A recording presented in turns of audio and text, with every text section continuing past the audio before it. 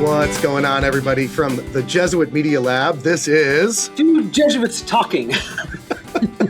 Off to a great start.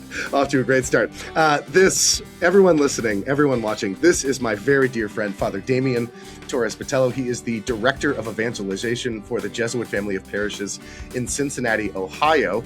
And if you listen to the last episode, you're getting a taste of just how much stuff my very good friend Damian has. Look at that. Look at that chaos behind you. What a beautiful scene. It's a lot of stuff. Okay. All right. That's enough for me. I have here Father Eric Immel, who is a vocation promoter for the I always want to say director of vocations, but that's not what you are. You're a promoter. And you are in the Midwest province, living in Omaha, Nebraska. Is that where you are right now? I'm coming at you from my bedroom at the Creighton University Nadal Jesuit residence in Omaha, Nebraska. That's right. Oh my gosh, because yesterday you were just in Milwaukee, right? I was in Milwaukee yesterday. Before that, I was in Cleveland. So yeah, I'm on the move. You're on the move. I honestly think probably about 70 in the fall, and I think also this spring, I'm on the road about 75% of the time. Oh my God. Yeah.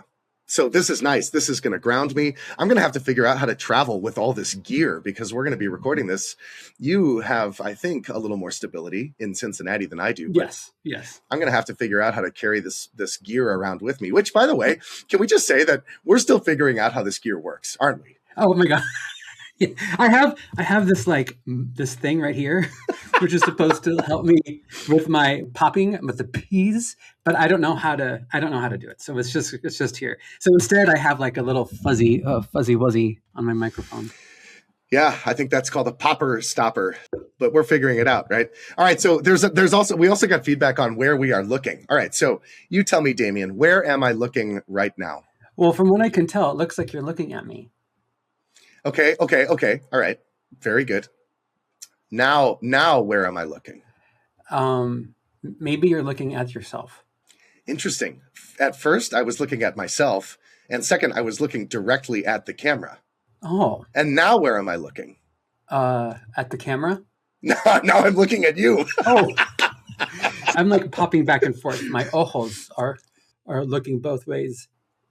That is Spanish for eyes, by the way. Yes. Also, I want to say this. I mean, you and we are friends, right? You call me Eric. I call you Damian. I think for the sake of the show, should we try to remember to call each other Father Eric and Father Damian? Like, what do you think? What's your take on that? Yeah, I suppose. I'm going to forget. So let's aim for Father so-and-so and Father so-and-so. But if we don't, it's no big deal. Okay. So that begs a question then. Tell me about when you were ordained and suddenly people were calling you Father Damian. What was that like for you? Oh my God, it was so, in formation, we have moments where we wear our collar. And so even before ordination, people would call me Father Damian, and it was a habit to say just Damian, just to because I wasn't ordained, I was just in formation, like a seminarian, if you will, quote unquote. Yeah. And I don't think we want to confuse people, right? Certainly not. No, that's absolutely right. As when I was ordained, then it became official, and I could officially be called Father Damian. And it was kind of a shock. But I have this title that comes before my name in professional settings. Right. And I would say I like to be called Father Damian professionally, like when I'm in the church setting. I know there are some priests who just like to be called by their first name. But it feels like our formation to be a priest is 11 years. And in those 11 years, there are ups and downs and struggles and things. Yeah. And I'm I fought hard interiorly and in other ways probably to be ordained. And so there's a sense of I have earned and been blessed and been ordained with this title. And so I want to be called Father, not as a sense of I'm above anybody, but just as a sense of I've reached this apex, this thing that I've been working so hard for 11 years. So what was it like for you to be called Father Eric? Yeah, I'll be honest. It was hard. It was hard because it just sounded so foreign to me. And I think if I may be a little more serious than maybe we want to be for a moment, I think still some part of me doesn't maybe feel worthy of this, right? Oh, sure. So to be called Father means that I'm worthy of being called Father. And So I noticed that it was hard for me to transition into the title in a couple of ways. Like, and I'm being a little stubborn here, but like if someone asks me what's your name? I'll just say, well, Eric, because that's my name, that's my first name. Yeah. But very quickly I found that the people of God, the people that I was put in front of to serve would say, oh, Father Eric, they automatically sort of added the title. And so now I just sort of read the room. I think where the relationships are strong, where people have known me for much longer than my Jesuit life, Eric is perfectly fine. I live and work around a bunch of college students, and so they come up with nicknames for me. Some just call me Immel, which is my last name. Some call me Frerick, which is a little portmanteau of Father Eric, Frerick, which is, delightful to me. So I think what's important for me is to respect that people respect the title, right? I respect that it means something to them. Yeah. And I try not to be corrective, right? If they call me Father Immel, if they call me Father Eric, if they call me Eric, I don't think I'm going to ever sort of adjust what people say and let them choose how they want to engage my priesthood with me. You know what I mean? Oh, absolutely. Yeah. But I will introduce myself as Father Damian. Well, this is how I do it. I say, I am Father Damian. My name is Damian. Because my name is not Father Damian. My name is Damian. So, I like that. You're sort of claiming what has become a core part of who you are, your identity. I am, right? Yeah. My sister-in-law is an emergency room doctor. I am Dr. Bougie, right? Boom. Yeah. I am Father Eric. Yeah, that's good. Yeah, that's what. But if they call me Damian, I mean, whatever. People will call me D. People call me. There's a guy who calls me Father DTB, which I love. Now, here's a question: do you prefer Father Eric or Father Immel? I was just going to ask you. My last name, Torres-Botello, is a mouthful. So I just say Father Damian and just don't even bother with saying my last name at all. Yeah, I don't think I have a preference. I've heard it said this before, that oftentimes diocesan priests go by Father first name and religious priests go by Father last name. That there's nothing official about that distinction, but I do find that some people call me Father Immel very naturally. But most people call me Father Eric. And I think most often I say I'm Father Eric. You know what I mean? Yeah. So yeah. I wish I had a cooler initial. I mean, I love my name, Eric Immel. It's like very vowel heavy, very boom. But Father E, that just doesn't sound right. And Father I, that doesn't sound right. But Father D, that sounds awesome. Right? My old boss at Arupe College of Loyola Chicago, shout out to Arupe. His name was Father Steve Katsuros, Father Katsuros, but he went by Father K. It just rolls off the tongue, man. And there's a Jesuit here, David Paternostro, who goes by Father P. It just hits different, but you can't say Father I. That's just awkward, Father E, what's up, Father E? No, that just doesn't work. It's not smooth. But I love Frerick, though. Frerick. To me, Frerick sounds like a very flowy garment, like, oh, I'm in my Frerick. It's like it's the end of the day. I've got to relax. I'm just going to throw my Frerick on and watch a little 30 Rock. You know what I mean? That's it. That's so stupid.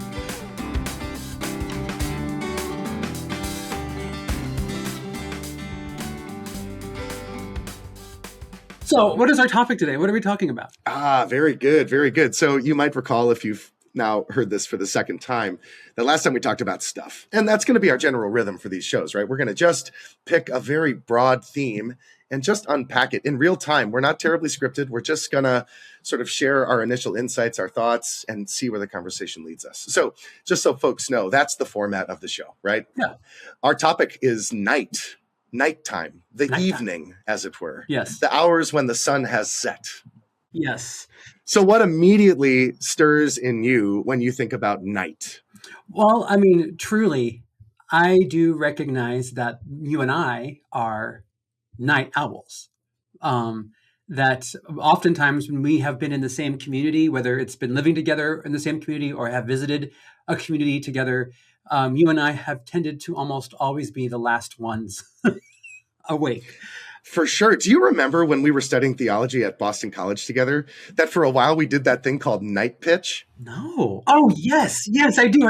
Where I would make a pitcher of Gatorade. Yes. And you would make a pitcher of like diet iced tea, and we would meet at midnight in your community's living room, and we would watch something on TV and drink like a pitcher of liquid just to make sure we were getting our hydration for the day. We called it mid pitch because it happened at midnight, like after everybody else was asleep. Do you remember this? I totally forgot about that until just now. Yeah. Oh my gosh. So, I mean, we are definitely night owls. Now, the first question I immediately want to ask you is, have you ever felt ashamed or been shamed for being a night owl? Not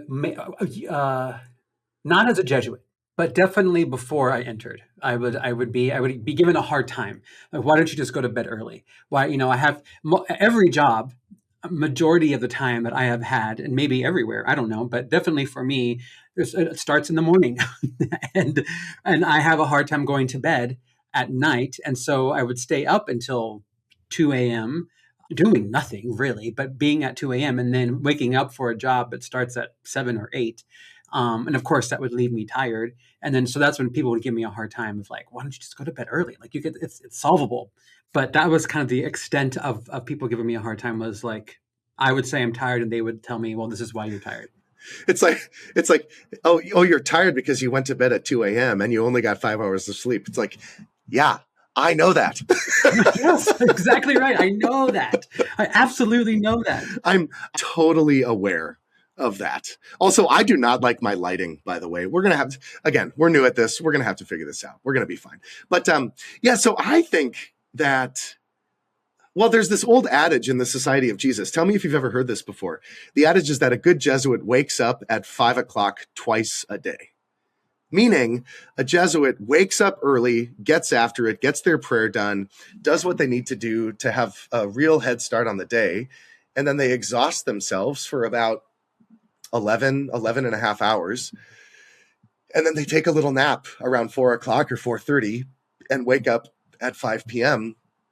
to fall into the rhythm of community life. Have you ever heard that before? I have never heard that before. A good Jesuit wakes up at 5 twice a day, and that just has never been my rhythm, and a couple of things come to mind when I think about the shame that I've felt for being a night owl. I remember once being on a service trip with a group of college students to the Jerusalem farm, actually in Kansas City, Missouri, where yes. Father Damian is originally from. Yeah, true. And over the mirror in the bathroom was this sign that said, "For vim and vigor, wake up early." And I remember thinking, I feel a ton of vim and vigor every day. And my preference is not to wake up early. In fact, my dad gave us this genetic test, one of the 23andMe tests a couple of years ago. Mm-hmm. And among the markers, it identified when my body is most naturally inclined to arise in the morning. Do you know what time it was? To arise in the morning? Yeah, to wake up. Like, when would I naturally wake up? My guess is 11 a.m. Oh, gosh, no, 8:20 a.m., which is not early, 11 a.m. I don't know. But, and it's funny, it's proven to be true. Like, even if I go to bed late, even if I have a late drive or a flight delay that gets me home at 1, 2, 3 in the morning, and I go right to bed, I will still naturally wake up at around 8:20, 8:15, 8:21. I mean, it's wild how accurate it is. Wow. Mine's 9 o'clock. Mine's 9 o'clock. Is it? Okay. Yeah. So my shame has in part come from just this sort of world of adages that say that waking up early is important. And honestly, I saw this thing on Instagram the other day. I wish I could make reference to it directly, but it was this lovely older man who was, approached by one of these street photographers. Have you ever seen these things where a guy who's a photographer will just be like, "Excuse me, I really love your look. Do you mind if I take a couple of pictures?" Have you seen these before? Yes. And then the photographer does a little interview with the person, and it was lovely. And this guy, he had a big bushy beard. He was super cool looking, a farmer. Part of his story is that he had lost his wife a couple years prior. And eventually the photographer said, "Well, what advice would you give to young people? What advice would you give to anybody?" And his advice was, "I believe that you can accomplish anything you set your mind to if you wake up in the morning, if you wake up early in the morning." And I remember, again, just feeling like, gosh, why can't I just be a morning person? Why can't I just transition? And I'm sure that I could if I really had the discipline and built the habit. But yeah, it's been hard, I think, honestly, to accept that I'm a night person. You know what I mean? Yeah. And the thing is I like the idea of getting up early in the morning, but I have no desire to want to do that. I feel like I can get a lot done. I get a lot done at night. Like, I have this like natural second wind that occurs. And the reason why I'm a night owl is because I would do a lot of, well, first of all, growing up, my family liked to party. And so it always happened at night. And everybody was there late. And family would arrive at my grandparents' house, and they would come and they would stay until late. So like all the fun things happened at night. And so even as a kid, like nighttime was just the place to be in my family. And then it just extended into my adulthood. And then as I was working in theater, especially as I was writing plays, it would always happen at night, and it laid into the hours, and I loved it. And I felt like my creativity was more alive and on fire at Yes, night. yes, And in the yes. morning, I don't even want to be around people, and I am not a morning person. So I do not want to be around people at all in the morning time. See, the thing about the mornings is that I hate everybody.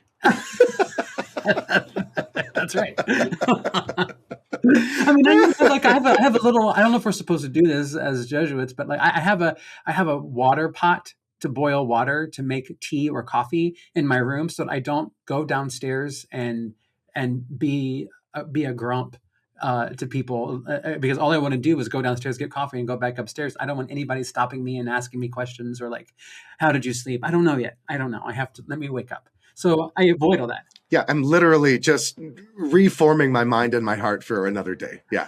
See, but I'm very different. Like, I wake up and, I mean, I'm profoundly extroverted. You, I think it's safe to say, are not, right? That's right. Yes. I wake up in the morning and I'm ready to rip. Like, I can roll over, turn the alarm off, go downstairs, and be ready to have a conversation about anything with anybody at any moment, you know?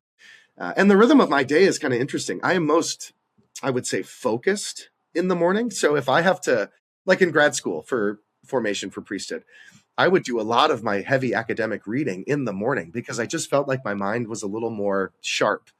You know, the afternoon is when I get tired. That's when I should exercise. That's when I should have meetings. That's when I should really engage my extroverted self.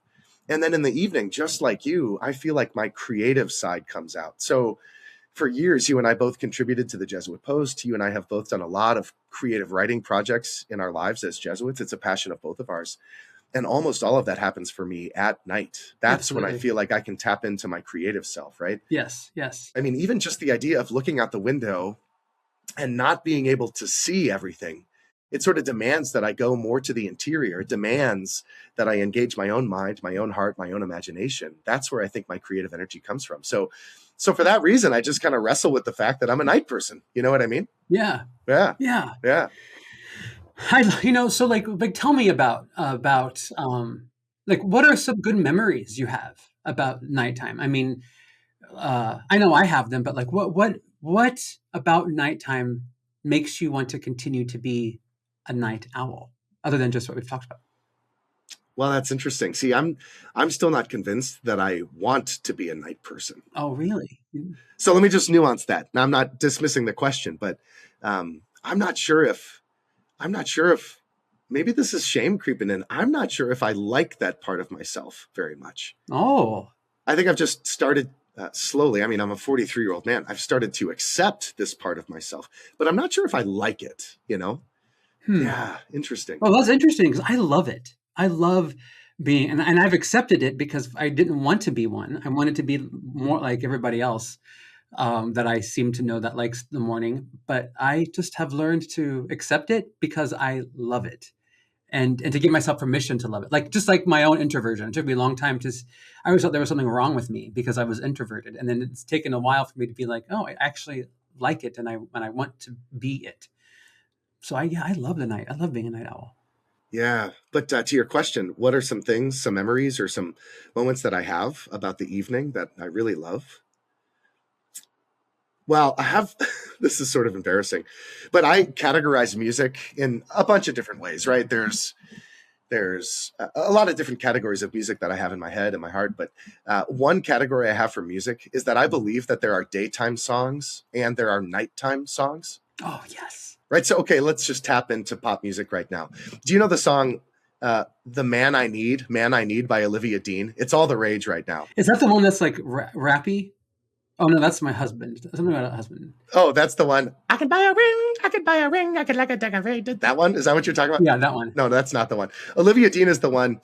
So come be the man I need. Tell me you got something to say. I want it. Do you know that song? Oh, yeah, just like old school R&B. Yes, I do. Okay. Long story endless. That is a daytime song. You listen to that song when you're like running an errand in a little cute town. You listen to that song when you're, putting peanut butter on toast, eating breakfast, right? It's a daytime song. But I'm a sucker for creating the experience of listening to music at night. Mm. For some reason, I'm just thinking of a very emotional moment that I had. I was driving late, right? I had something out of town, Mm-hmm. and I tend to drive really long distances at ridiculous hours. People are often judgmental for me of this. They think that I'm maybe pushing it a little too much, but I'll find myself in the car at like 1 a.m. in the morning. I might be an hour, 2 hours yet away from Omaha, where I'm trying to get back home. And I'll put on a song like Name by the Goo Goo Dolls. Mm-hmm. Do you know that song? Yes. And I won't tell them your name. Ding, doo, doo. That's a nighttime song. There's something about listening to music that to me sounds like night, that disposes me to a deeper emotional state. I feel like I can feel things more deeply at night, especially when there are songs that accompany what my sense of nighttime is, you know? So I'll just like, it's, you know, call me pathetic, but I'll be like driving at 1 a.m. and I'll be listening to the Goo Goo Dolls and I'll just be like, like, like some part of my affective self is brought out, is tapped into more deeply at night. I feel like I'm a more tender person at night, you know? Oh, yeah. And I think in the same way, gosh, I'm thinking back to our time together in Chicago. So as an aside, Jesuit formation, 11 years, a couple years of novitiate where you and I lived together for a year. Then we did 3 years of philosophy studies together, 2 years of which we overlapped in Chicago. And then we overlapped for 2 years in theology studies as well. I'm just thinking about our community in Chicago, and so many of my very dear friends lived there. And I remember in the evening time where people's desk lamps were on, the whole house was quiet and dark. And those were the moments when, with brother Jesuits, I would tap into, or we together would tap into some of the deeper stuff that we were wrestling through, some of the deeper stuff that we were praying about. You know, you get up in the morning, you're sort of forcing yourself into the energy of the day, you know, pump myself full of go-go juice, get my coffee, eat a little something, build the energy up. But at night, we're sort of reverting that process. We're taking a step back. And for me, it's the nighttime when I feel most tender and when I am most open to and willing to receive the depth of another person's experience, you know? Mm. I'm just thinking of like standing at the doorway of these guys at our house in Chicago and just sharing life with them. That happens at night when most people think that the work of the day is done, right? The work of our hands, the work of our minds is done. But for me, the work of the heart happens at night. You know what I'm saying? Totally, and it makes sense because you even in both in Chicago and when we were in Boston College, you had this. I called them the Eric walks, where you would just kind of pop in and out of all everybody's like buildings or rooms, and you would visit everybody at night, knock on the door. For me, it would fall on the floor and just kind of like talk. And then but it would always be about something real and something serious or something just silly too. But that was when you engaged people at the end of the day. Yeah, maybe we're circling around something which, I mean, again, this is just a free conversation here. This wasn't a point that we had in mind, but maybe something about night is that it's just a more social time. Oh, sure. Right? Daytime is for work. Daytime is for business. Daytime is to get the job done. But at night, when we sort of free ourselves of the burden of the day, we can really encounter each other more robustly. We can sort of engage each other in a way that isn't as restricted. You know what I mean? Of course, I mean, most of my socializing happens at night. Yeah. Though I wish as a middle-aged man, I could shift that a little bit. Like I'd love to do like, Saturday afternoon hangs or, or Sunday brunch with friends after masses and stuff like that. But I guess the rhythm of life for me is still that my most relational time is evening time, Yeah. So, yeah. No, I think it's, I like your point because it feels like that maybe would this be true? You think that at night we are uninhibited more at night than we are in the day, like in the sense of in the day I have my whatever mask I'm wearing or whatever role hat, maybe hat's a better word, the hat that I'm wearing for the daytime. At nighttime I can actually like let my hair down and like be real, be me in the night. Yeah, I know, like all this luscious locks that I have. Are we more I mean, but I say that out loud. I'm thinking to myself, but I also recognize a time in my life. Now, this probably is more has to do with the age of my 20s than I was when it is nighttime. There was another sense of another kind of like hat or mask I would put on if I was going to go out to a bar or to a club or whatever. That I was putting on another identity per se. To go out at night, like the nighttime version of Damian. Damian at night. Do you remember Beverly Hills 90210? Yes. And the restaurant, the Peach Pit, and then like halfway through the series, they started Peach Pit After Dark in like this little. Do you remember that? Peach Pit After Dark. But it's like, but seriously, I mean, even like when you think of those not old time, but back in the day when there would be the radio stations, like slow jams, it would be at night, or like they would have those nighttime conversations where you could call in and you would talk about personal things or a topic that was pretty personal, and people would call in and they're like, oh yes, I'm struggling with my relationship. Well, of course, Delilah. That was like a late night show. Yeah. Someone tonight. Yeah. Wow. Yeah. So you said, well, I mean, I think it seems like you and I are more disposed to things of the heart at night. And not everybody is that way. I mean, there are guys I live with who, because of their job, right? Some guys that work at high schools, those guys have to get up. They have to get up at 5 a.m. to be ready to rock for the day. And that means that if they're up that early and they need 8 hours, then they're going to bed at 9 o'clock at night. Yeah. I would think that my need for waking up in the morning, I would want to get 8 hours, but I still don't. Right. I have on the days I have 6 a.m. mass during the week, I'm still going to bed and getting 5 hours of sleep. So it doesn't really make a difference. But even if I try to go to bed early, I'm just going to lay there and then I fall asleep at the time I would have gone to bed anyway. That's funny. Yeah. I mean, what about you? What are some happy memories of night? I mean, you talked about how your family was a social family. It was kind of a partying family, right? And yes. your family drank a lot of 7 and 7s, right? 7 and 7s and Miller Lite. Yeah. You're not gonna crack those babies open at 10 in the morning. No. So, yeah. What are your happy memories of nighttime? What are your happy memories of night? Oh my gosh! I mean, familially, I was with my cousin Jennifer when she gave birth to one of her children, and that was happening at night. Why were you with her as she was giving birth? She needed someone to be there, and I was available. Huh. And at the time, her and I were close. So, and we're still close, but closer in a different way at the time. Yeah. So I was there. It was awesome. And then theater things like all the kinds of the performances. I mean, all of that happens at night for sure. And then the after parties, or even just hanging out and talking deep conversations after productions. I mean, I love that. As a Jesuit, you and I have had many great experiences at night. There are two moments that just continue to be wonderful memories. Are you had a card game that you taught us that was 57, 42? I don't know. 31. The 31 card game. And let me hold on. I just pause. For our listeners, Father Damian has played, I'm sure, 1,000 hands of this card game. It happens very quickly.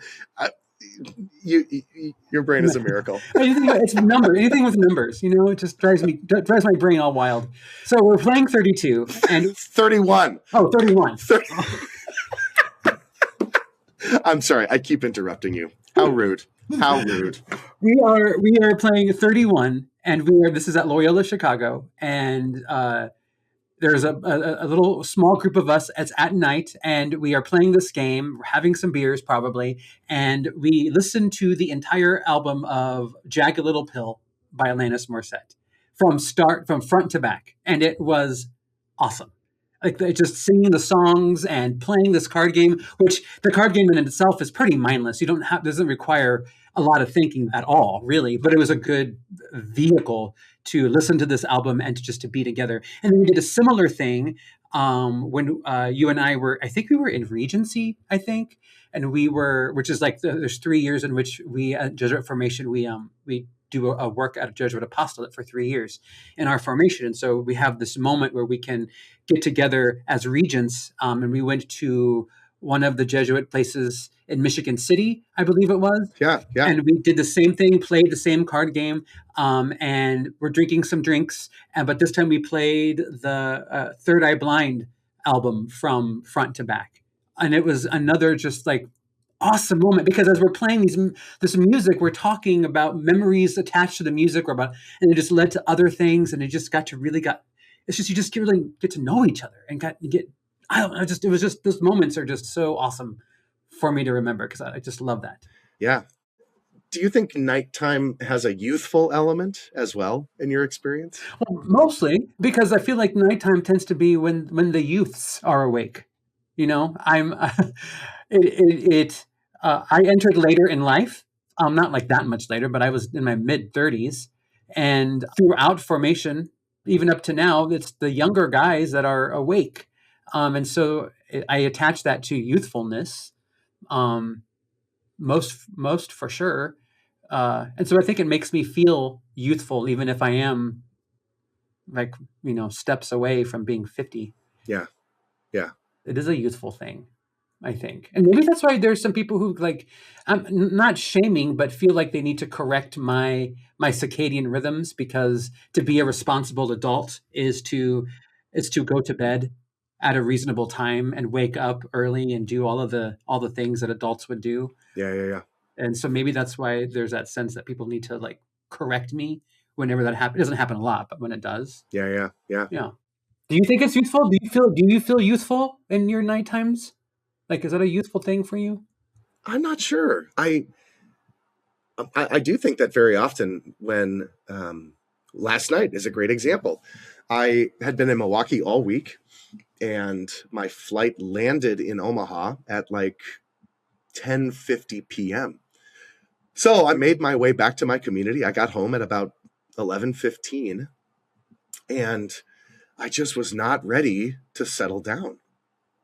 And so I prayed my examination of consciousness, which is a daily examen practice, a daily prayer practice that Jesuits are invited to and are sort of trained into the habit of. And then I got a vitamin water, because my community is very well stocked with lovely drinks. And so I got this like strawberry lemonade vitamin water. And I turned on the TV, and it was Friday night, and I am a sucker for Food Network. I mean, I love Food Network. And Friday nights, they just play reruns of diners, drive-ins, and dives. Oh, And I just get so into it. I don't know why. I just like, oh man, I want to eat that or whatever. And before I knew it, I was just sort of, I probably started watching Food Network at like midnight, and I thought, I really need to get to bed. I had a spiritual directee this morning at 10 a.m. I had a couple of emails I needed to send. So I knew that there was stuff waiting for me today, this day, Saturday.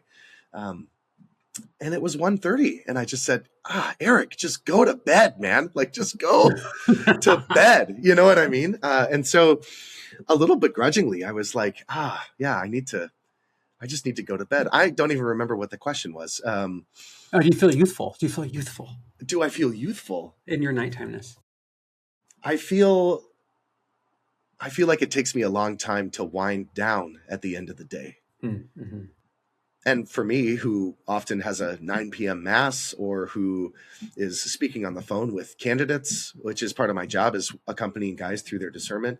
A lot of times those conversations happen in the evening, or if guys in my house are gathering, whatever that is, that's extroverted time for me, which I love. Mm-hmm. But then it just takes my whole body, my whole mind, a long time to slow down. I mean, I think a couple of hours, right? To do my prayer, to do a little spiritual reading or whatever else I might have to do.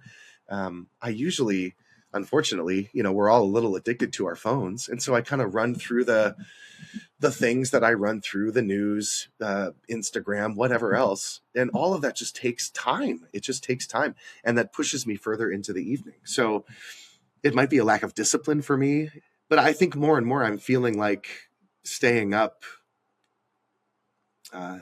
is counterintuitive to the rhythm that my life is sort of pushing toward. Sure. Yeah. Interesting. I think I might be discovering that I have a bit of an adverse relationship with my night owlness, which is okay. That just gives me more to pray about, more to sort of surrender to God in prayer, and I'll figure it out. You know what I mean? Yeah. Yeah. Yeah. So what about nighttime when it comes to so we're in Lent, and nighttime I feel like Lent is very, at least in my Catholic theological imagination, is like a darkness, a time of dark, which then I connect to nighttime. Um, and even things in Jesus's life happened in the nighttime. So a lot of nighttime faithy things are there. Um, That's a that for folks listening, that's actually a category of systematic theology. Nighttime faithy things. Nighttime faithy things. Yeah, actually, I think Hans Urs von Balthasar wrote a whole book about Oh, he did. nighttime faithy He things. did. He did. That's direct from the German. HVB, gotta love them. That's so funny. I mean, yeah, I think that the night creates some really spectacular images in Scripture for us to pray with. A couple that are coming to mind. Just recently, I was on retreat with a bunch of high school students, and we had a number of Jesuits as well. And one of the Jesuits, Nate Cordes, he unpacked this gorgeous experience of prayer that he had with Jesus walking on the water. And he described it almost as if it was, well, to my hearing, it was really unsettling, right? Imagine being on a boat, the waves tossing, there's a storm raging. And you got to remember, this is not when there was any light pollution at all. This would have been Jesus in his time, right? There might have been little dots of fires on the shore, though if it was raining out, that wouldn't have been the case. Yeah. And so he described the lightning flashing and seeing the figure of Christ coming toward him. And then the sky goes dark again. And then lightning flashes again. And Jesus is a little bit closer and a little bit closer. That sort of unsettling magnitude, the power of being able to see suddenly in the nighttime, that's a really stunning image. A scripture verse that I've been praying with a lot lately, it comes right at the beginning of Mark's gospel. Jesus heals Simon Peter's mother-in-law, and then people find out that Jesus is there, and they just bring in droves all of their sick. They bring all of these people because they know that Jesus, the healer, is present. And scripture denotes that at sunset, as the sun went down, the people came to the Lord, bringing all of their sick for them to be healed. And then it says right after that, at sunrise, or when the light came back, Jesus went off to pray. Which in my mind, if we're just looking at the timeline of it, means that Jesus was healing. He's a night owl. Well, it just means that he was doing the work of healing all night long. Yeah. And isn't it true that in the darkness, right, whether it's a literal darkness or the sort of figurative darkness that we sometimes experience, that we're really drawn into confrontation with what God wants for us, which is to be healed and to brought back into wholeness. I think of John's gospel. I mean, there's nuance to this, of course, but everything that we're supposed to pay attention to, all the signs of John's gospel, as far as I know, they all happen during the daytime. And the gospel writer is very intentional in pointing out to us that it's daytime, right? Think of the call of the first disciples in John's gospel. It was about 4:00 in the afternoon, right? Which would have been a time that the sun was still out. Yeah. And what happens in the nighttime, right, are these interior confrontations with some of the darkness of the world, literal darkness, which prompts a sense of figurative, symbolic darkness. Think of John of the Cross, or Teresa of Avila, the dark night of the soul, right? These are spaces that we're invited to be in our spiritual life. They're not easy spaces, but it is the nighttime that sort of draws us into deeper resilience, into deeper trust, right? I once heard it described that even at our lowest, right, even if we find ourselves in the darkness of the pit, God is going to meet us in exactly that place. God is at the bottom of even those darkest places, Yeah. And I love night prayer. I mean, Friday night prayer is one of my favorite things. And the last line of the psalm that we pray in night prayer is my only friend is darkness. My one companion is darkness. A willingness to embrace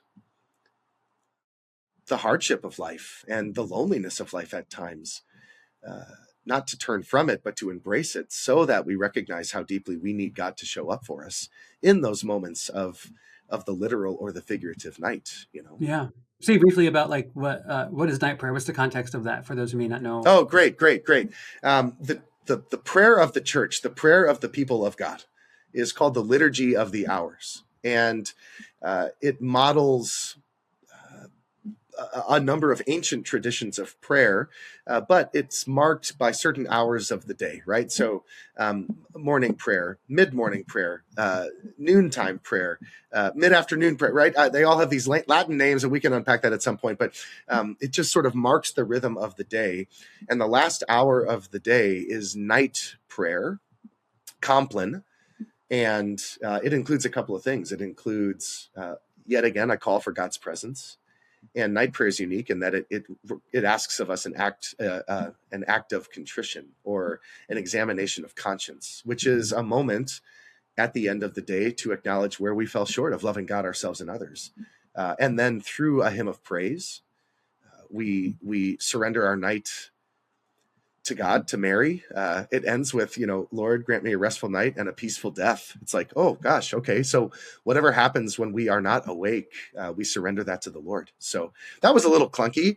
My church peeps, you can sort of correct all of that for me if you want. But that was like a nighttime faithy thing, Totally. So, yeah. So that's the context of the Liturgy of the Hours, and I have always had a particular devotion to night prayer. Mm-hmm. Even hearkening back to that scripture where Anna and Simeon in the temple at the presentation receive the God, receive Jesus. It's after the reception of the Lord that they are ready to go in peace, right? Lord, now you let your servant go in peace. Your word has been fulfilled. I can rest now. I can rest now in the night because I have had an encounter with the living God. It's really beautiful. It is beautiful. It's very beautiful. Yeah. Yeah. What about you? What stokes your spirit in the night? What draws you more deeply into God because of the night, the nighttime faithy stuff? Well, I pray a lot, so I have a very full prayer schedule, and the big chunk of my prayer life happens at night, because I like praying at the end of the day more than I like praying at the beginning, because there's more fodder, I feel like, that's happened at the end of a day that I can bring to prayer. And I think nighttime is just peaceful. It's just so peaceful. The lighting, I agree with you about music that has nighttime feel. Like I can play some music or whatever it is I'm choosing to do that night for my prayer time. I just feel God's presence a lot at night. I mean, God's presence is all the time, but if I was to say where I feel God most at a particular time of day, for me, it's at night. And maybe it's because I think of myself as kind of a darker person on the interior. I define myself as like a Good Friday person. Huh. Some might say maybe I have a joyful disposition outwardly, but inwardly I'm just like in the tomb. I'm in the dark always. Wait a minute. Then you're a Holy Saturday person if you're already in the tomb. No, I mean, right, exactly. Like so Good Friday, and then you're in the Holy Saturday. All right, you're right. The joy of it all is that there is light, right? What I find joyful about nighttime is that light is coming. And that even if there have been moments in my life where I missed the daytime, like I struggled, there was a great period of my of time where I really struggled with depression. Eric has accompanied me in that time, and there were days when the daytime just left. It was not there for me, but nighttime was. And so nighttime became this comforting thing, and it was a good reminder that tomorrow is another day because light is going to come. If I missed the light this time, the light will come again. So it's just this sense of renewal and this sense of rebirth that nighttime really has for me, which is, I think, maybe why I'm a night owl. I want to really absorb all of that in the nighttime. Because I mean, right now in my life, I don't really do anything at night. I'm mostly in my room. I pray. I do whatever, and it's nothing exciting. However, yeah, it is there. Yeah, it's almost like I think what you're saying is something like during the day, the world makes demands of you that are sometimes hard to respond to or hard to hold. Sure. Yeah. But at night, you sort of, with some freedom, make those demands of yourself, right? The world is demanding you to perform. The world is demanding you to work hard, to hustle, to be on. But at night, you can sort of reclaim the way that God is asking you to be present to Him. Well, that's right. That's super. I guess like you could, the way you said it made it sound. I mean, it's very super introverted in the sense that I can be with myself and recharge, and the best time to do that is at night. And I'm pretty selfish with my nighttime. Um, I can give away time during the day, but like for me, it's like after 8 is too late. Yeah. So I hold on to the night to recharge a lot, and I love it. I love relishing in that time. Yeah. What is difficult about the nighttime, or when you sort of look back, where has nighttime been a source of challenge or pain? Well, I mean, I think a lot. So we'll start generally. I think sometimes at night, as human beings, we can get in trouble. Nighttime is a good way for secrets to happen, for life to unravel in ways that maybe we want to hide from the world. I know I've had those phases of my life where that was the case. So nighttime can also be associated with bad things, sinning, if you will.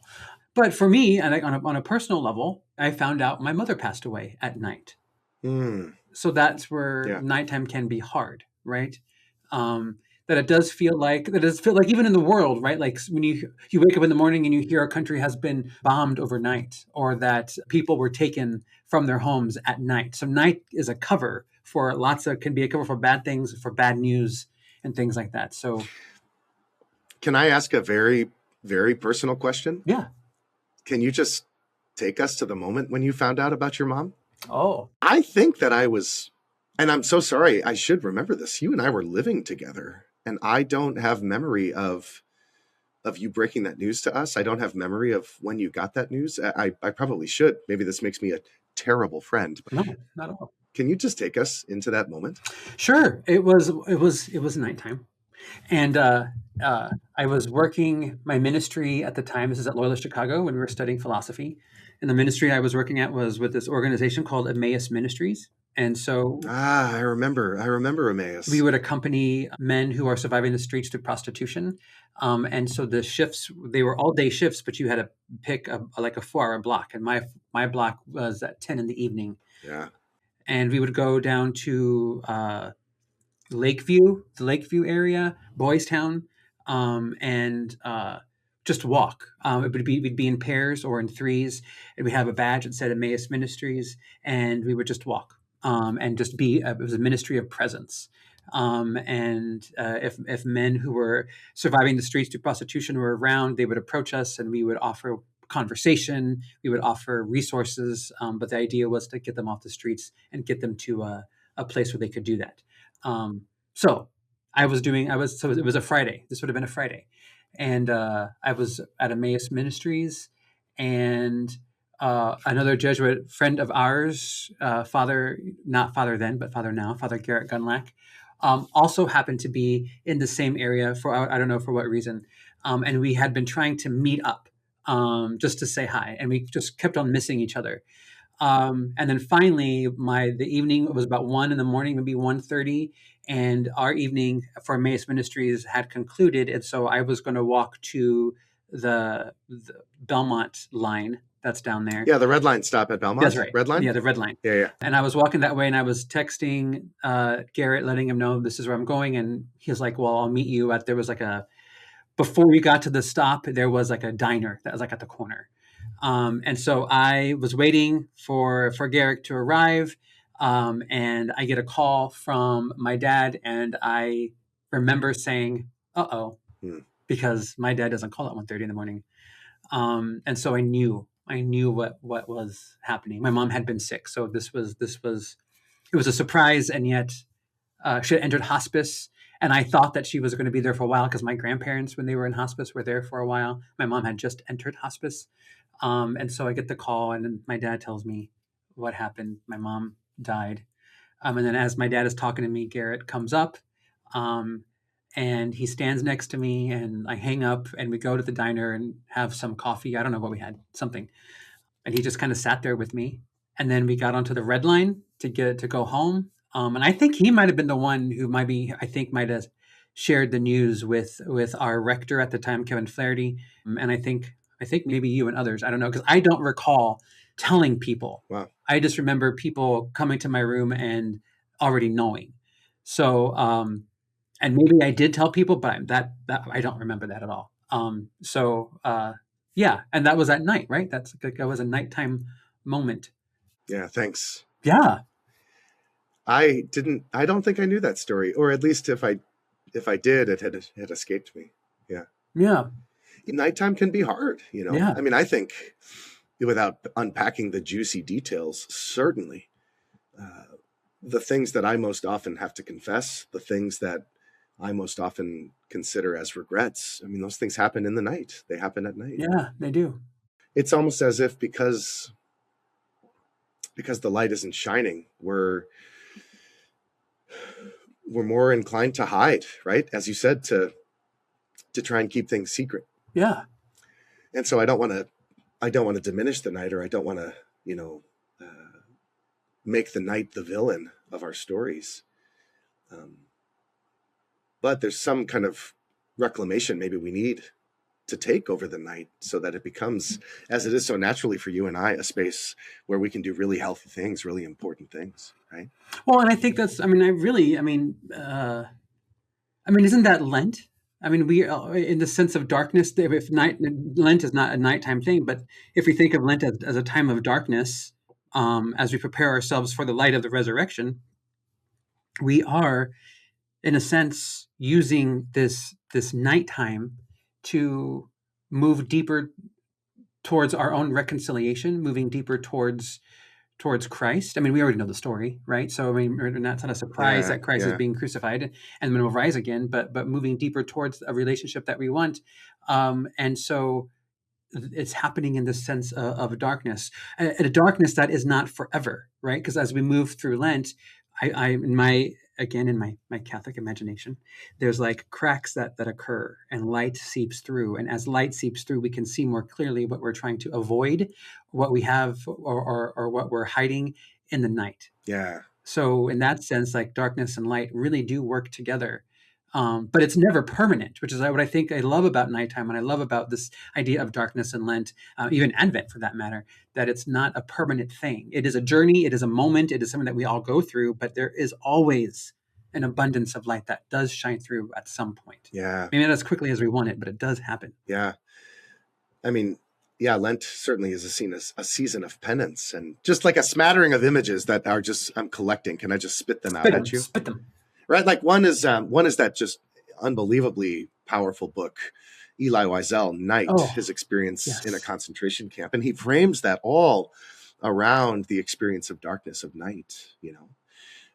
I'm thinking about the Easter Vigil, which maybe we're getting a little ahead of ourselves in Lent here, but the Easter Vigil starts in the darkness. Yeah.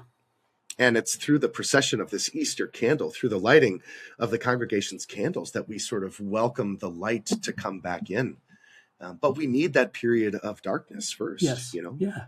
I'm thinking of what Scripture tells us, that at the moment of Christ's expiration, at the moment of his death, the world is covered in darkness. And yet, as you say, light breaks through. That tomb is pitch black. It's pitch black in there, but the stone is rolled away and light comes.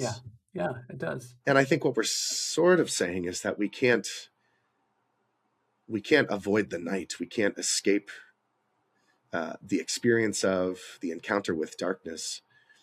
But John 1:5, the light shines forth in the darkness, and the darkness has not overcome it. So we're talking also about this sort of darkness of the interior and allowing God's light to shine through, to pierce through. Yeah, it's beautiful. I had this image when you were talking. Do you remember the 80s movie, Look Who's Talking? Yeah, of course. I loved it. I much preferred Look Who's Talking too. But I believe it's in the first one where, so for those who don't know, I would look it up and watch it. I mean, I don't know if it translates well to today, but we hear the voice of a baby. I forgot who the actor is. The Die Hard guy. Is it Bruce Willis? I think it's Bruce Willis. While you're speaking, I'll look it up on my phone here. Go look. But so we get to be in the head of a baby throughout the movie. And so as things are happening around this baby, you hear the baby's thoughts. And at the very beginning, we meet this child that we are going to follow in this movie in the womb of his mother. And as he's in there, there's a light that breaks through. The baby is like, "Oh, a light!" And he's like, he dives in and immediately wants to go back. But as the light shines in his eyes. But that's what I was thinking as you were talking. Okay, so John Travolta is the father, Kirstie Alley is the mother, and then Bruce Willis is the voice of Mikey. Yes. Yeah. Gosh. Well, there's one last thing that I had thought about just kind of offering here. Yes. And actually, it's interesting. I hope that our friend Steve Nicholson hears this. Oh, please. Steve's brother Joe lives in Rio de Janeiro, and so of course is steeped in Brazilian culture, is married to a Brazilian woman, is raising two children as sort of like two culture kids, But there's this phrase in Portuguese. I'm going to totally butcher the phrase. So all you Portuguese speakers out there, please forgive me. But the phrase is "a noite tem isso," a noite tem isso, which means that the night has it. Oh, right. Bad stuff, good, bad, embarrassing, right? Like all these things happen at night. They happen just through the experience of darkness, in some ways in secret. Like there's shame that can come in the night. There's sort of deception that can happen in the night, right? Like good things, bad things. I'm bumbling a little bit, but like the night is a time when things maybe happen, which are unexpected, which are mysterious, which are unplanned. But a noite tem isso, like the night has it. Whatever it is, we can rest and we can surrender it to the night. Yeah. The night can hold it, I think that's really powerful, right? That at the end of the day, whether we go to sleep at 8 a.m. or 8 p.m.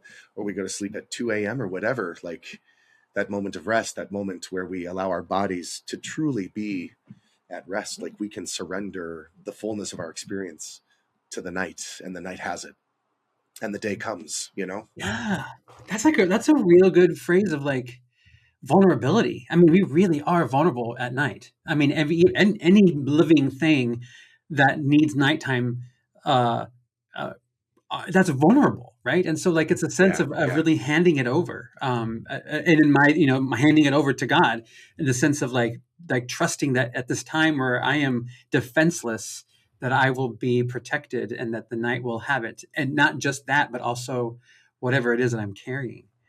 Yeah. And ours is certainly a God of light, a God of light, a God of love. I mean, we talk about Satan as, the father of sin and the prince of darkness, right? We can reclaim the night by surrendering even the night as part of how God is at work in the world, right? We don't sort of close God off from the evening time. We don't close God off from even the darkest parts of our own experience, but rather, we sort of reject the way that the evil spirit can be at work, or that the false spirit can be at work in the darkness of our lives. And we allow God to break through even those moments. That's where God's light comes through. Yeah, it's really beautiful. Yeah. The night has this. The night has this. I might be totally butchering the spirit of that phrase, but that's what I was thinking of. In fact, I texted Steve. I was like, "Yo, Steve, what's that phrase that we've used a couple of times?" So shout out to Steve. Shout out to his brother Joe, who sort of invited us into that. Yeah. Nice. The Nicholson boys. Gosh, what else, Damian? I mean, what else? I feel like, we've been just talking about the night. I know.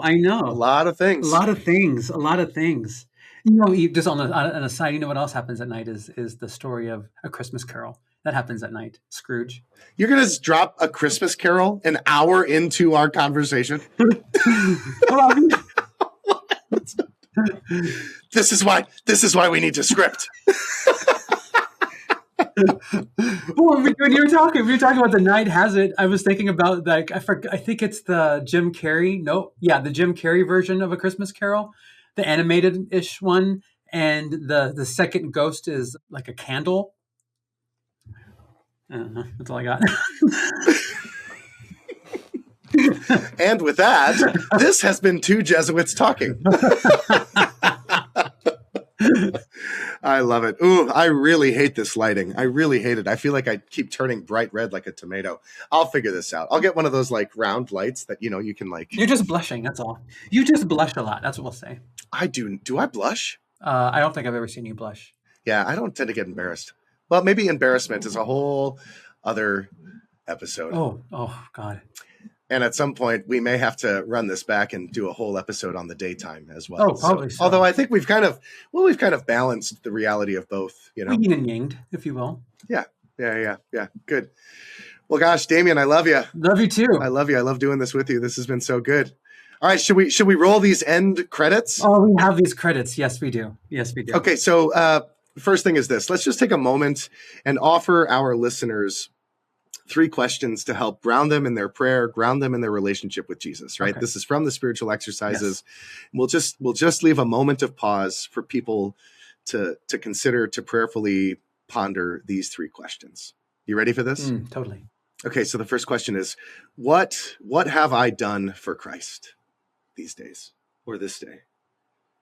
What have I done to give greater praise, reverence, and service to our God?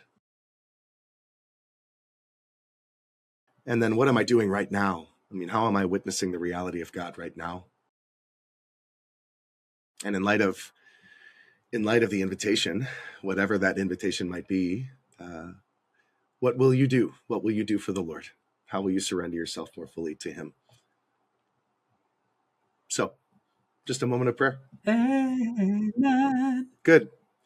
All right. With that, let's try and run these credits. Are you ready? Totally. I've got it.